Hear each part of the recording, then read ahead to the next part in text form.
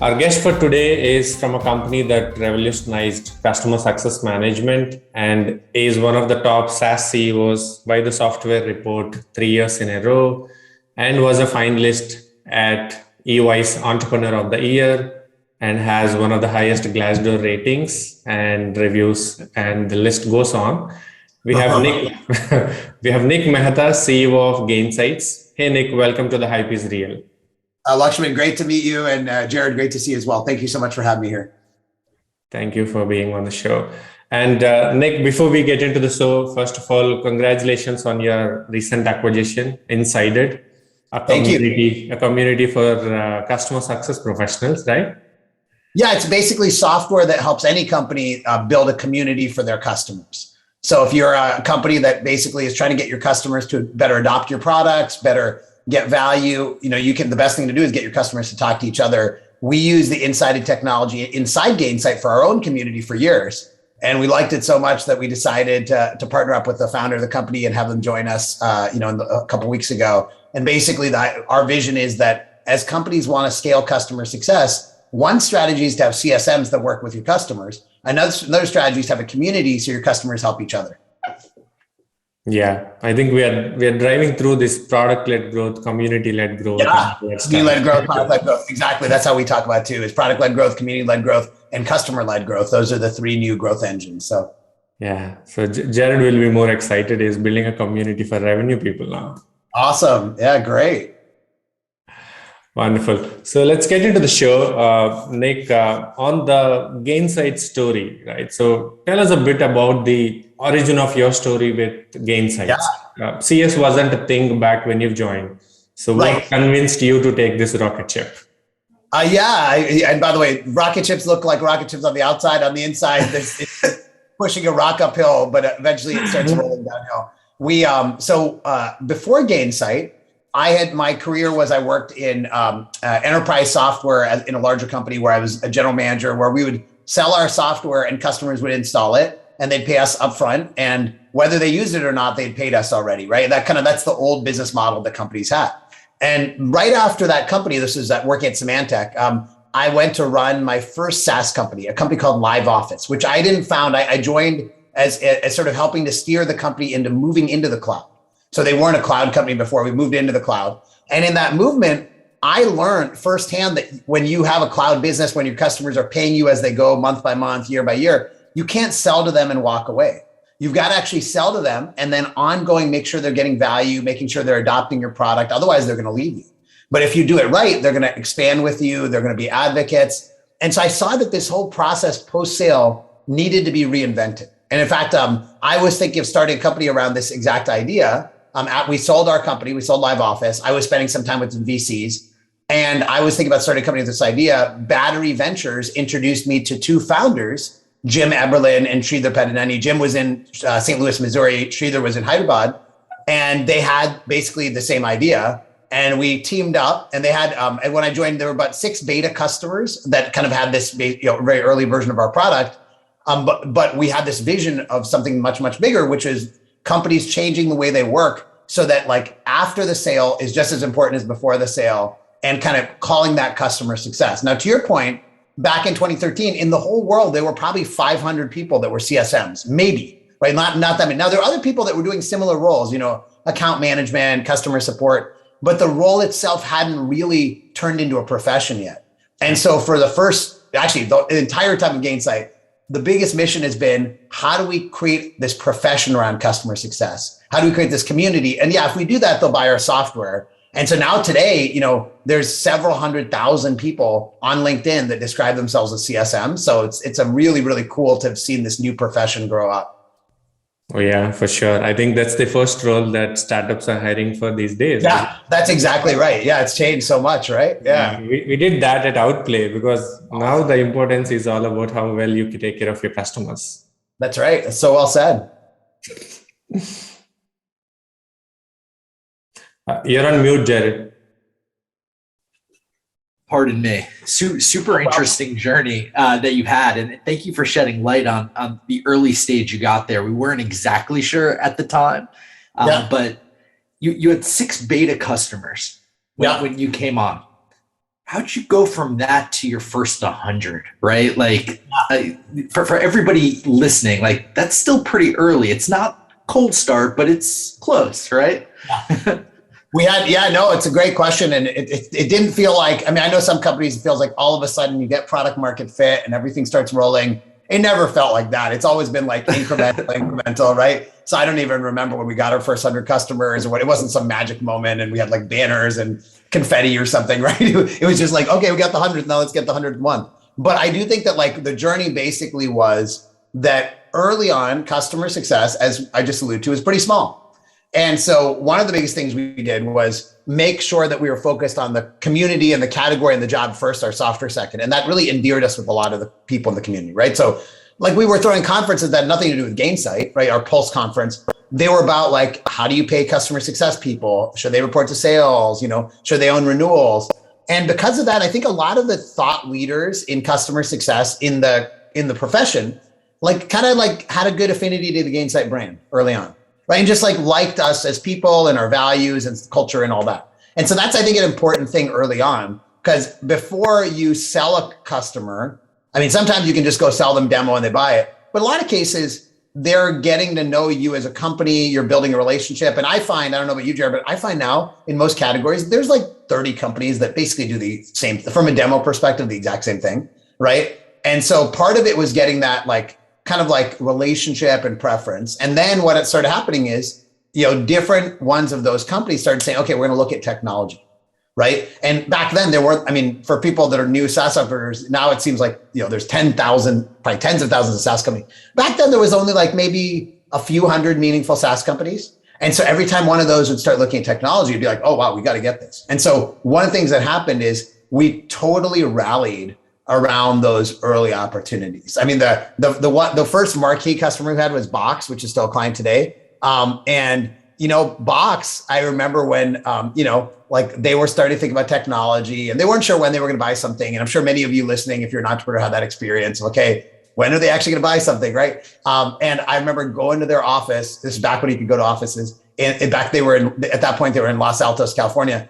And like literally like basically going there every couple of days because we had different meetings and showing them demos, but then we're iterating on the product and we're like building stuff that meets their needs. We built a whole feature that like they wanted because they saw it from another competitor. And honestly, they never used it. Nobody else ever used it either. So it's pretty funny. But we basically were there like every couple of days. And I remember Aaron Levy, who's the CEO of Box, who's very well known and a friend of mine, he'd see me in the lobby and he'd be like, why do you keep coming to our office? Like he wasn't involved in the sales cycle. He's just like, why are you still here? Why don't you just work here if you're going to be in our lobby every couple of days, right? I got to know the receptionist. Like I knew their Wi-Fi password by memory, right? Like that kind of a feeling. And so Box was our first marquee customer. And then with that, then you started getting other ones. They're like, okay, well, if Box uses them, then other people, should use them too. And we had, by the way, we'd had a couple other good logos too, like Marketo and Exactly. And so then we went into all these other bake-offs. And by the way, we didn't win all of them, but we won most of them. And the ones that we didn't win, we eventually got back later, right?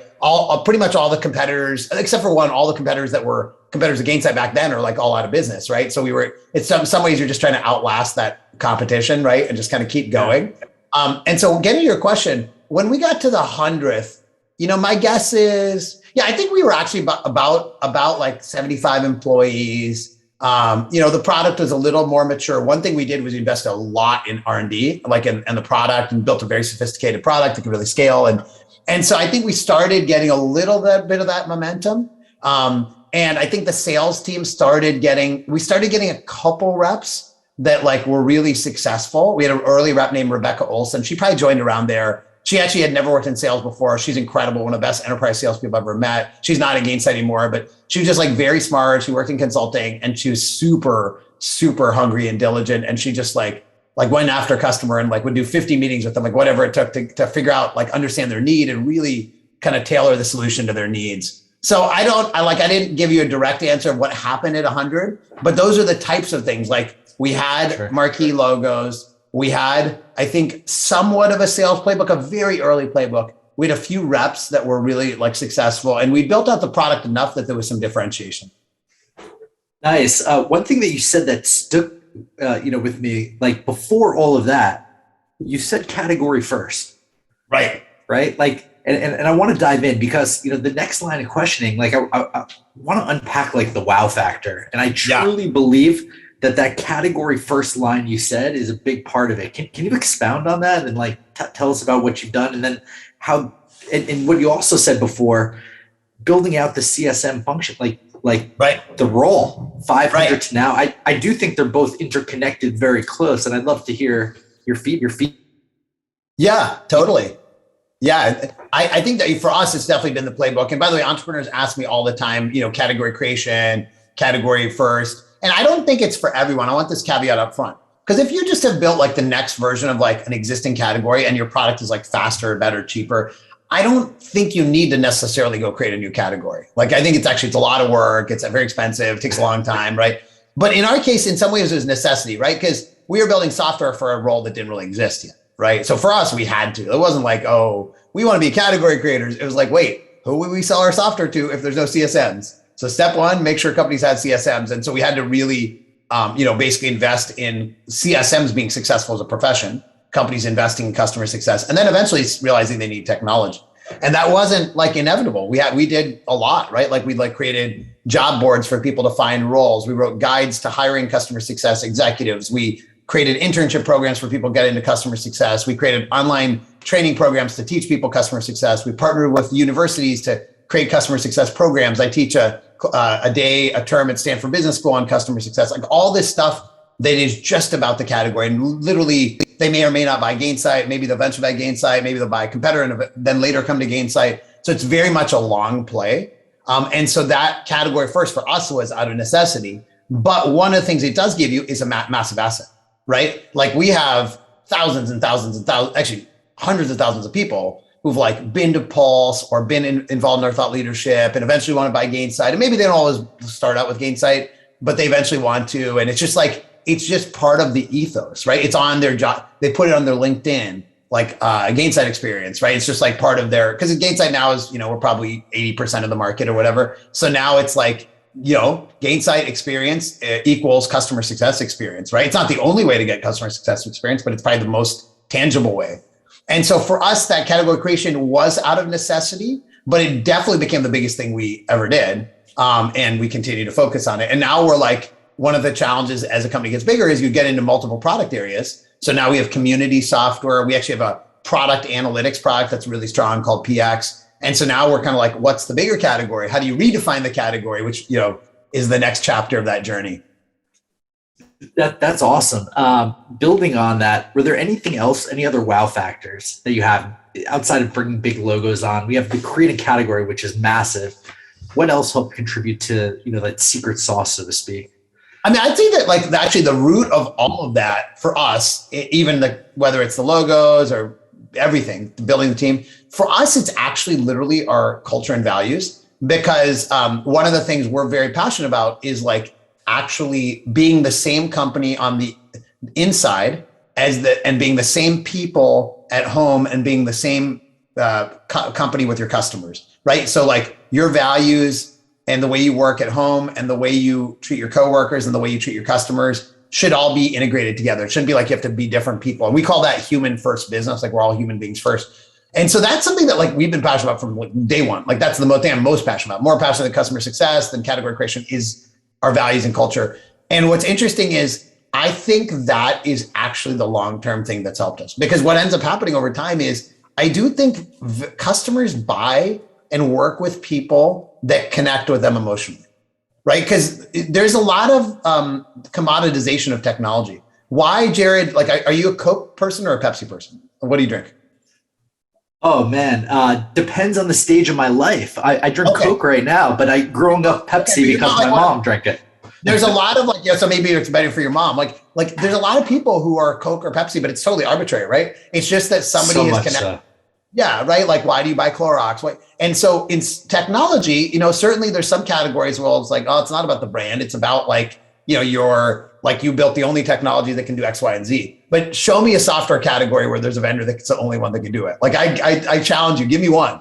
Give me one tech area where there's not like a ton of different alternatives. And so to me, the thing that the wow factor was the emotional connection that we've built with our community and our customers by being our authentic selves. And so like that shows up in like the thing we're most well known for is we've made dozens and dozens and dozens of parody music videos, which I actually mostly write myself because I have that skill. So, Taylor Swift, country music, rap music, Backstreet Boys, Olivia Rodrigo, we've rewritten them all to be about SaaS and customer success.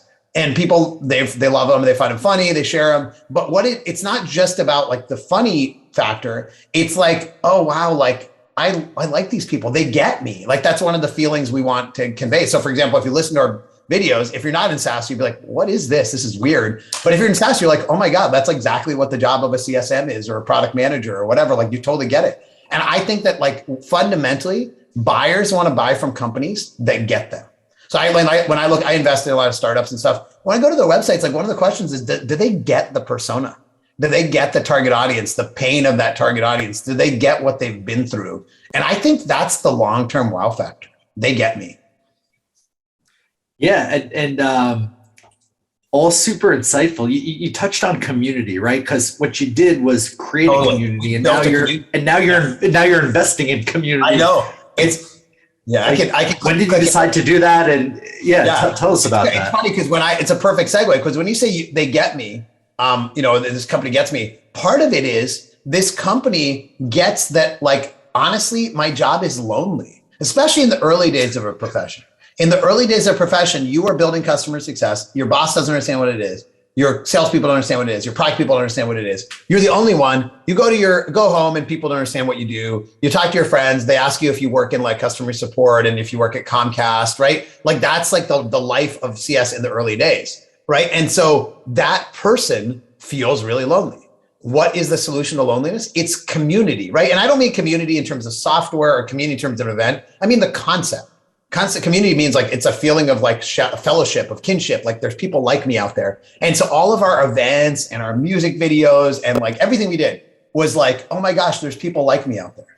And so we've done hundreds of events at Gainsight, from 20,000 person events to like small happy hours. And I always ask people at the end, oh, how was it? Like, what was the best value you got out of it? And Jared, like 99 out of 100 times the answer is, wow, I feel a little bit less alone. I feel like I'm not the only one going through this. I feel like I'm not the only one that's struggling with this, right? The community gives us that sense of belonging and connection that we all long for. And by the way, like never more than like the last couple of years. And so to us communities, like it is a fundamental human need. It's not even debatable. Like that's why families exist. That's why cities exist. That's why tribes exist. But in business, people that you sell to want to connect to people like them. And actually, if you talk to any CSM and said like, tell me like what one of your top 5 questions from customers. One of them is going to be, hey, do you know any other customers like me that are going through what we're going through? Right? And the big job of a CSM is connecting them to other customers. And so our view was community is customer success. And we saw it because we created a community of customer success people. It's a little bit meta here, right? We ourselves were creating a community. And then we actually created an online community using this technology inside it. And so we were like, and our customers were all like, oh, that community is great. I want to do that. And they were all implementing community software and stuff. And so we're like, oh, we should get into community software because it's something we're passionate about. It's something our customers need. And by the way, from a business perspective, one of the challenges we all face in SaaS is that we sell to lots of companies. That's the beauty of the model, right? Like you can sell to people, from India, online, self-service, product-led growth. Well, how do you service and drive success for those customers in a scalable way? Right? If you have to have a CSM for every one of your customers that's spending $100 a month, like good luck, right? And so what's a scalable way to make your customers successful? Community. Get customers to talk to each other, right? Another scalable way, by the way, is product-led growth and have the app itself guide you to do the right thing. So we think community is like deep in the roots of Gainsight. It's what our customers need and what we needed. And it's like the only way you can really scale customer success. Yeah, I get asked that question all the time. I know Lax has a follow-up, but just closing this tip, like running a community myself that launched in COVID, belongingness was like a firecracker to get started. And everybody wants to create a community, so to speak, and what I find is a lot of people are thinking about it from a marketing angle. Yeah, like, how can I create a community and drive new leads? And I say first off, at a low level, throw all of your customers in Slack and give them private channels, and make sure to have a general channel where they could talk about hacks and best practices and tell how they hacked your software. Tell how they hacked your software. Like, oh, well, you could do this with HubSpot that they don't tell you could do to make it better. And then when they get that, and that's the good stuff, right? And I know Lax has a follow-up question, but like that's a massive low-hanging fruit. And kudos to you for embracing that. Oh, thanks, man. I appreciate it. Yeah. So as Jared said, right, everyone wants to build a community, but the major angle behind that is kind of a marketing or a lead generation. Yeah. Right. Yeah. But Nick, from your experience, what do you advise these new startups coming in? When is a good time to start a community, and what should be the main motivation to start a lead gen? Well, I think one of the general things in business, this is like all of us struggle with this, 100% of companies, which is the basic thing, which is most of the things that you want to do that are really going to make your company valuable are not going to have near-term measurements. That is the brutal reality. There's a famous quote from Albert Einstein that the things that count are really the things that are uncountable, right? And so like creating a great culture and values, building a really scalable product, creating a community, creating an amazing brand. I challenge you to, what are the lead metrics? What are the bookings that come out of near term? I don't know. But long term, it's like the entire company, like Gainsight. Like that's literally the formula is our culture, our community, our category, our platform, right? Our formula wasn't send a certain number of emails or buy Google AdWords or whatever, right? Like that's not the formula. Those things are the increment on the formula. And so I think one of the challenges people run into is that they are always looking for short-term measurements. And I understand why, because I'm a CEO, I am too. And then sometimes you just have to do things on faith. I actually had lunch with my CMO yesterday, and she has been a CMO at Gainsight for the last 6 months. So she came in kind of later in the story, and I was explaining to her that like so many of the things we do don't fit into like some neat like ROI formula, and yet like if you zoom out 9 years we've been doing Gainsight, like everyone in the world knows that they're the most important things. Like everyone that knows the company at all knows that like we had to do those things. And so to me, community is like that. Right? You early on, just what Jared said is totally right. It's not about like some technology. I mean, eventually things like Inside It are great and definitely look at it. It's about like embracing it as a concept, but not embracing it as it's going to drive leads, knowing it will drive leads eventually. Right. But saying like hopefully if you're doing this, you genuinely like love your customers. I mean, I would say that I know it's a little bit like touchy feely, but I would say that that's part of it is just like, why do you do this if you don't love your customers? Like love them, like want to help them. Like, why are you doing this? Go do something different. Like, and so I love the people in the customer success community, genuinely love them. I want them to be successful, have great jobs, have their families be proud of them. And so the reason I do community is I love them. I want them to be happy and like connect. And like, if I could be a small part in their careers, I feel so proud. Now, will that generate leads? Heck yeah. Will that generate sales and repeat buyers and retention? For sure. Like, in fact, it's like the only thing that we've done at the macro level. But I think starting with the pure intention on that. Now, what does that look like in real life?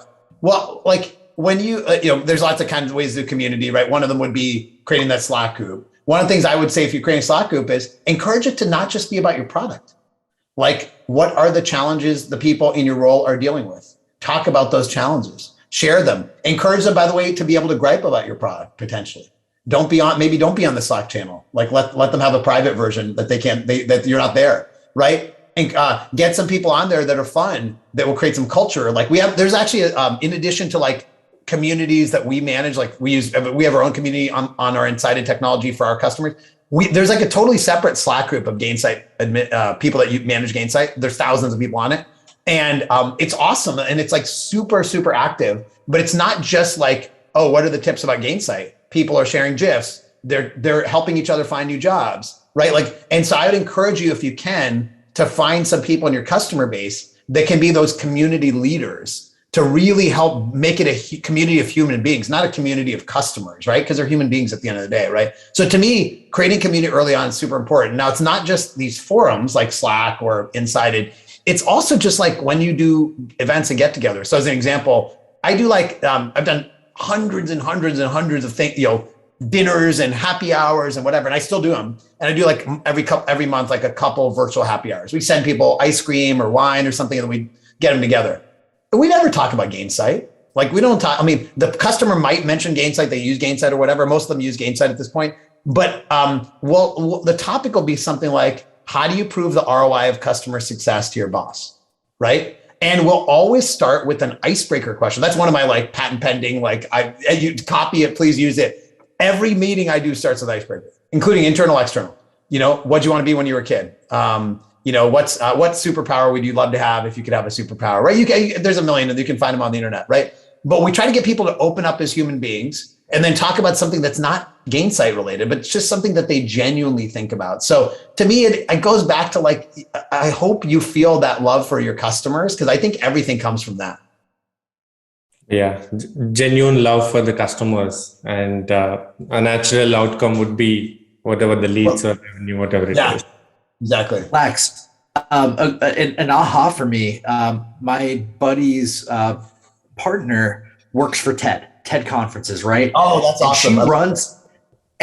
She runs the community just for the translators of TED.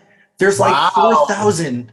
There's 4,000 translators in 300 languages, if that's even as many languages, and they have a community just so niche down even within the bigger thing. So like, hey, these are my customer success people. How it relates to this conversation on Salesforce, on HubSpot, like on all of this, like niche down because they have unique needs. That's a great point, Jared. The best communities are the most niche. Right? Like if you said, we're going to create a community of all human beings in the world, to be like, that's not a thing. It's not a thing. Right? Like, and so community of translators for TED is a great example. In our world, there's a role called customer success operations professionals, kind of like sales ops, but for customer success. And we've created a sub community just focused on that. And they're super passionate and they have their own like culture and all that stuff. So yeah, niche communities are the best communities. Yeah, and I spoke with her with the intention to learn the secret sauce about TED, right? Like I'm like, TED is great. That's amazing. And I came out with that, I just handle this. And I'm like, whoa, that was like a big aha moment, right? Like, I love it. Was super cool. But no, so going on, like secret takeaways and insights. Like, do you have a couple insights from Gainsight that maybe you haven't shared regularly that you believe will help revenue leaders listening? I don't know if they're not secret. I don't think they're brilliant, but just maybe like painful lessons. Might not be that secret. Painful lessons. I think that one mistake we made is, and I was talking to somebody about this yesterday, the rate of change of how you change the environment for your sales team, I think is too high for most companies. The way this came up was yesterday. I was talking to somebody, and she's an investor, and one of her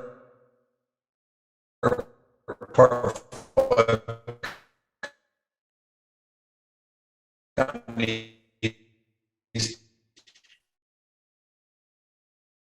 And how do they do it? And she said one of the things the COO she was talking to said was they're not changing things all the time. And so I think that's something for you to think about for all your employees, but particularly for salespeople in general, though, to customer success, everyone. How do you reduce the amount of change? And so now that's hard as a CEO or founder entrepreneur, because what that means is like when you make a decision, you got to be really confident, and it's easier to change all the time, right? Because we have this whole agile, and that's awesome, right? Make our products change, et cetera. But human beings, it's like a cost of change, and I think you really frustrate people when there's too much change. So we changed territories too much. We changed comp plans too much. We changed processes too much, right? And so it's, I think, like really being thoughtful about change management, how often you change. That's something that I wish I had done sooner. Related to that is one thing we have adopted as a company, and I think it applies to revenue, but everyone, the whole company, is trying to adopt, and we've adopted it just in a few places so far, but we're going to mainstream it. Amazon has a process called PRFAQ. I don't know if you guys have ever used it or heard about it, but PRFAQ stands for press release, frequently asked questions. And basically the idea is they write this document basically about, let's say you're planning your strategy for the year, or maybe it's like your sales strategy for the year. Instead of like having slides that say, here's what we're doing, they actually write a document, and it's actually a press release written a year from now, or however long that time period is, about what will have happened. So I'm writing mine right now because our fiscal year starts on February 1st about the next year's strategy. And the press release is February 1st, 2023, like so 1 year from now. And it's like Gainsight achieves X and delivers Y through these strategies. And so you're writing it in the future, right? But this is like what we're converging to. And so whether you use that format or not, I do think as part of like getting good at like change management and strategy is really thinking ahead. And this Amazon PR FAQ process to me is extremely, extremely interesting. It's like fun because you're envisioning the future of like, what will it feel like a year from now when you hit your sales plan or whatever? What will you have achieved? What things would you have had to do to get there? People can debate it. So that's something I think that process is something I wish we had done sooner. And I'll give you a third one. I think the companies, I believe that there's supporting functions in companies that a lot of CEOs, including me, underinvest in early on that create kind of this like debt that you have to fix later. It's like tech debt, but for your business, right? So examples of that, sales enablement. Oh my God, we should have done it so much sooner. We hired like a great sales enablement leader named Kelly Jarrett, 6-9 months ago, just transformed everything. Product marketing. We didn't invest in product marketing enough. And those two roles are very related because you don't have sales enablement, you don't have product marketing. You're sending the sales team kind of into the field with almost like no support, right? And so I would say as a CEO, you might be like me and have a tendency to say, why would we waste money on all those things? Let's just like hire more sales reps and CSMs and engineers. But honestly, you're just not going to make them very effective. And so I would say all of that stuff that helps salespeople be effective, to me, super important to do early. Wow, this is like you're reading my mind. And oh, there you go. I guess we all go through the same pain, right? Yeah. I just had an argument. We have a new process after the last 24 hours about change management and like actually presenting a formal business case now. And this is literally at our Slack leadership channel. Oh, awesome. There you go.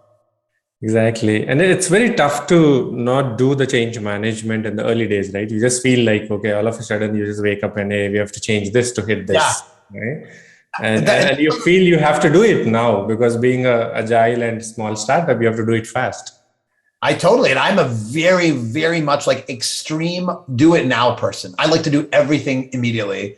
And I had to like correct that. I think one of the big changes, by the way, that as your company gets bigger, one of the basic things is people don't live in your mind. So you yourself as a founder, CEO, leader, sales leader, you're thinking about a change for a while before you do it because it's in your mind. But then to them, it's like all of a sudden, oh my God, they just like changed the pricing. They just changed this. We haven't like, why was there no advance notice? And it does hit you when you go from, 5 people or 7 people in your startup to, 40 or 50, that starts happening.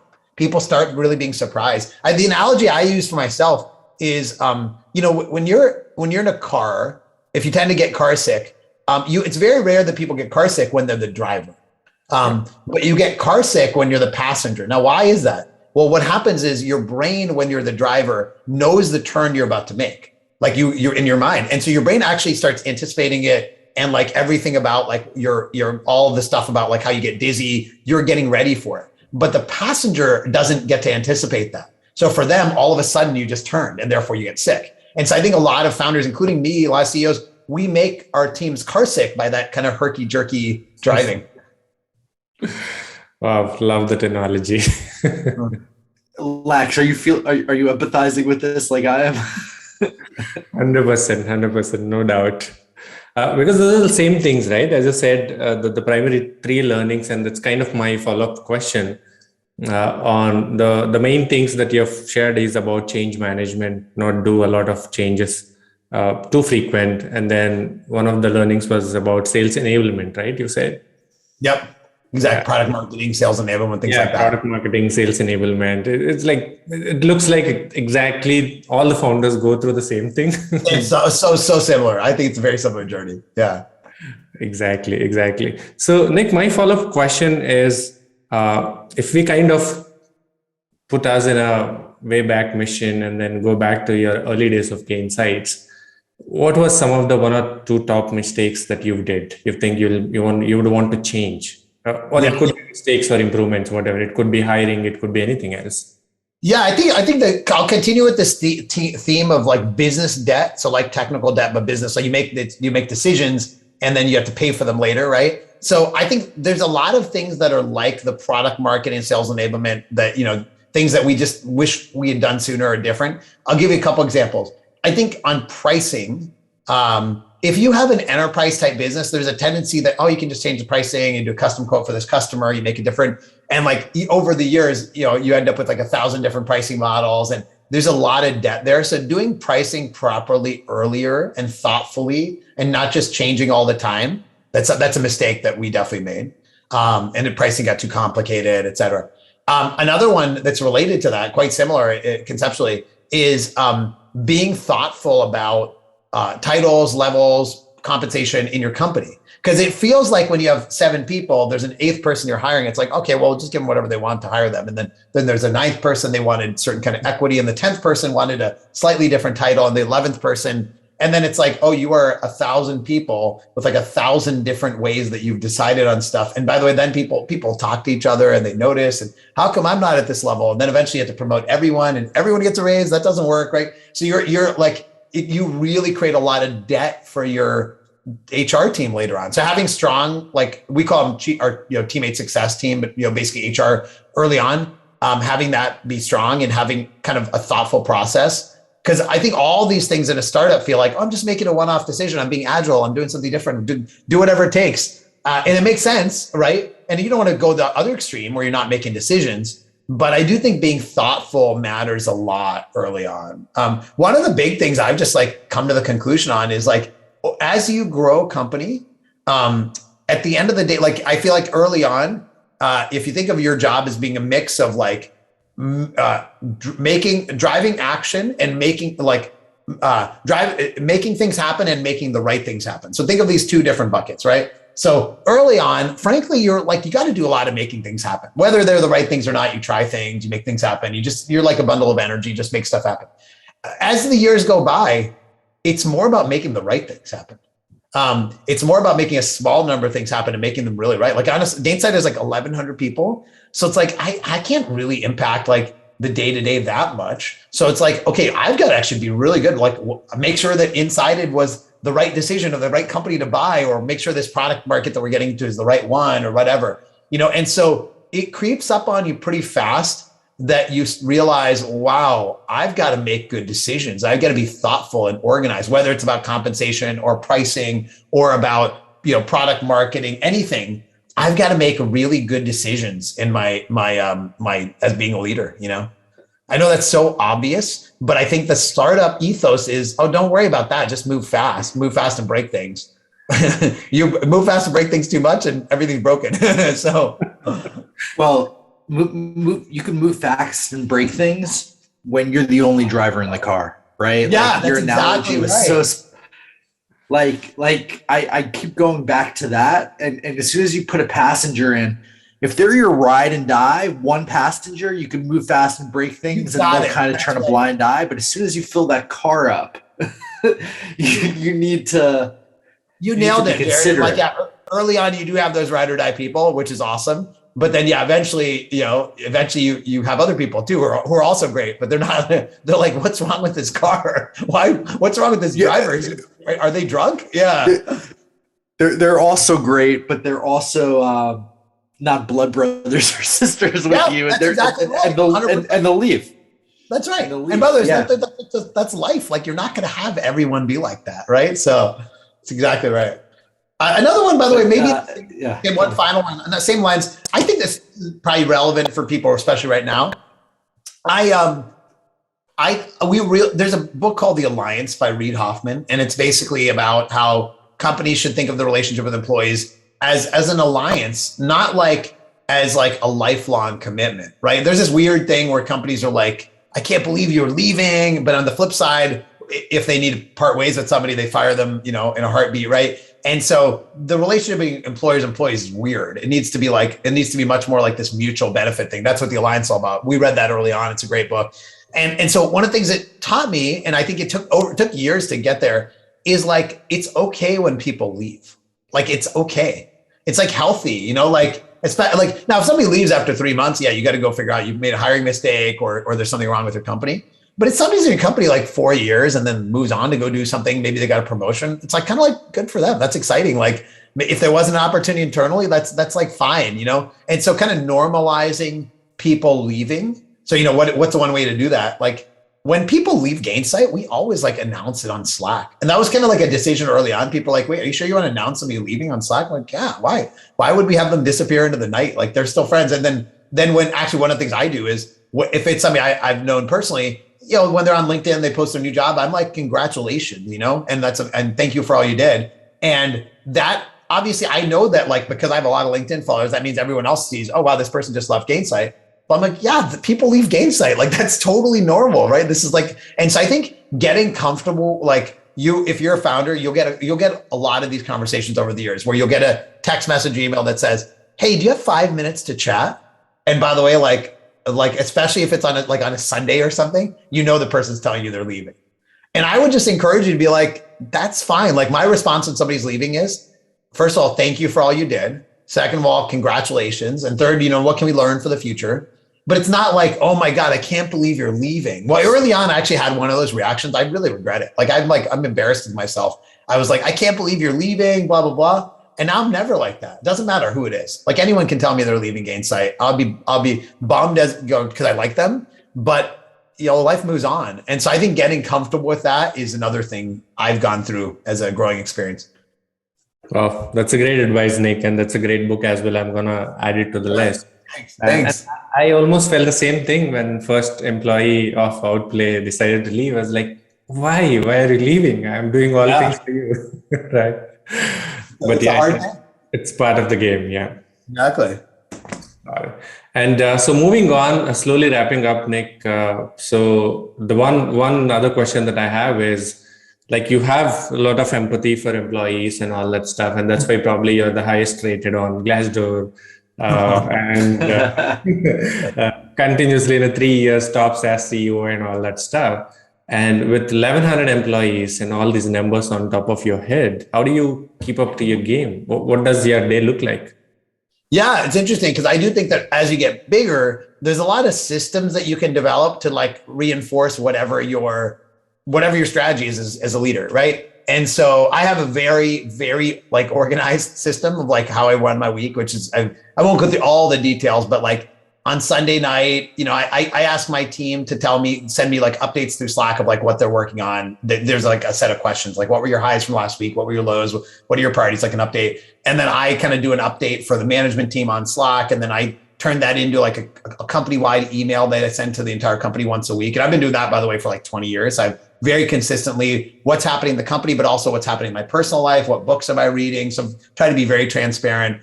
And then Mondays are all like, I try to kind of pack in all the leadership stuff. So I have my executive meeting. We have kind of a broader metrics meeting. We have kind of a quick like company all hands for 30 minutes just to get everyone excited for the week. And I try to do my one-on-ones.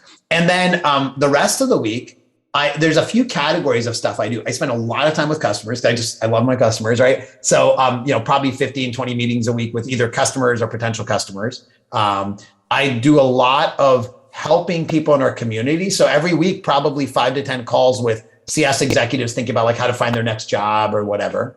I spend a lot of time with entrepreneurs. I love entrepreneurs too. And I just like, you know, they want advice or, you know, startup, you know, investment, et cetera, things like that. And then I have a couple calls with my board because I have a great board and then, you know, talking to them as well. And then, you know, usually like there's some meeting strategic topics we're working on. And so there'll be some deep dive meetings on those. And then for our product, because our product now it's a big team. Every week I have a review on one part of the product. And so that over 13 weeks in a quarter, I basically review all the different parts of the product. In that review, they present roadmap and what they're working on and, you know, and give feedback and all that stuff. So I kind of have this very specific cadence. And then by the way, the most important part, Friday night, I like literally, it's probably very inefficient. I'm sure I can use some Apple feature to make this easier. I turn off email on my phone and I delete all my work apps. So that from Friday night to Sunday night, I'm really just like totally disconnected. Like if somebody needed me, they could text me, but that's my routine. So it ends up, somebody analyzed my calendar, one of our interns, and it ends up that like I spend a lot of time with customers, spend a lot of time with employees, kind of one-on-one and roundtables, and a lot of time kind of trying to help people in the community. Those are the big 3 areas I spend time on. Oh, spot on. Customers and employees first. Yeah, that's right. I think there's a way to shut off apps mass as an FYI. Hey, I know. I need to actually. Somebody told me you need to use the focus feature and the new iOS focus features. I'm gonna look at that. So,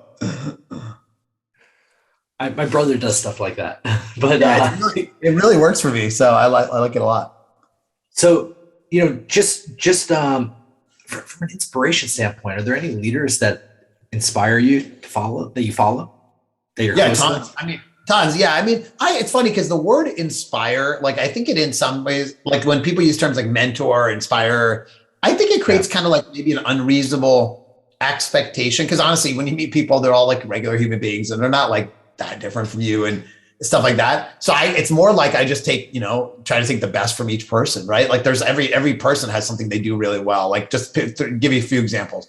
So, Aaron Levy runs Box, one of the early SaaS companies, has its ups and its downs. He inspires me for just like continue to go for it, like the hustle, the persistence, the grit, I love grit. Like that's something I try to aspire to have, I think, Frank Slootman's a CEO of Snowflake. He's like a really well-known CEO, and he is extremely performance driven. So he's like the thing that I'm not, but I know I need to get better at. So he's the one, like if I had like a tough coach that I don't know him, but if I had a tough coach that was like going to give me some tough medicine, like he'd be the one I'd want, Mark Benioff, just because honestly, he runs a company where they really try to like drive value for all their stakeholders. He's the ultimate, in Salesforce and just like that. He created that whole paradigm. All of us are sort of like following it. He created the whole SaaS paradigm. I mean, all of us are just like following in his footsteps, being honest, right?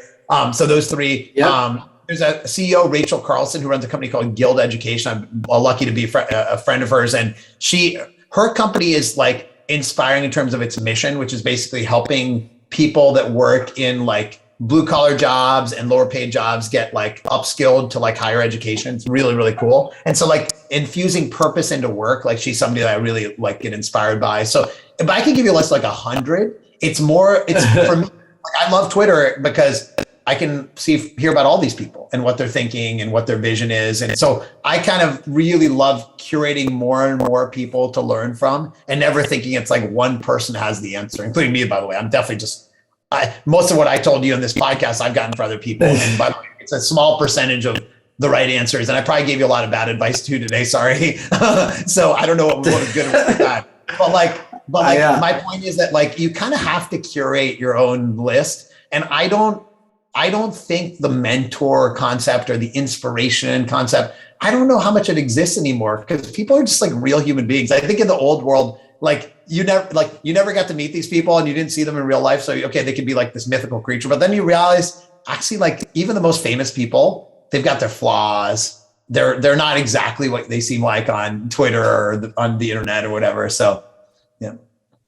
I love that answer. I find myself inspired by brands like Nike and stuff. Yeah. Like I love brands, by the way. I didn't talk about that. I love brands. Yeah.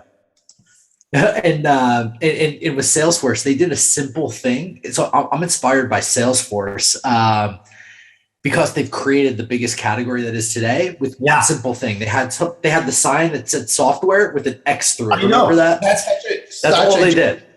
Totally right. That's how they started, and it's amazing. Yeah, if you don't know, Google that history. It's an incredible history. And I know we're almost wrapping up, but I appreciate it. Yeah. So, thank you. Max, did you have a closing remark? Yeah. So Nick, one last question I have is, so if you have to recommend one person to be on this show, who would that be? Good question. I would say, just given the nature of the business you're running, it's interesting. If you wanted like one person that I'm very biased here, but one person that I really respect is actually the CEO of Insighted, the company we just bought. His name is Robin Van Liescha. And the thing that's interesting is he basically created this company for community because he was like part of a community, and like both Robin and I were both like pretty lonely as kids, just our backstory. And so he's this really interesting story of like, he created this community for people that were into consumer electronics. And that like led him to say, let me create community software. So I find founder stories super interesting. He's a very compelling person. I'm really biased because I just got to know him, but that's the first person that came to mind. Wonderful. Thank you. We'll ping you for help on the connection. Yeah, awesome. Hey, great to see you. I love these questions and really appreciate all you both do. Thanks so much. Thanks a lot, Nick. Thanks for being on the show and all the great advice for startup founders, especially. Everyone should go through this. Awesome. Thanks so much. See you all. Thanks so much. Thank you. Thanks a lot, Nick. You have a good day. Bye-bye.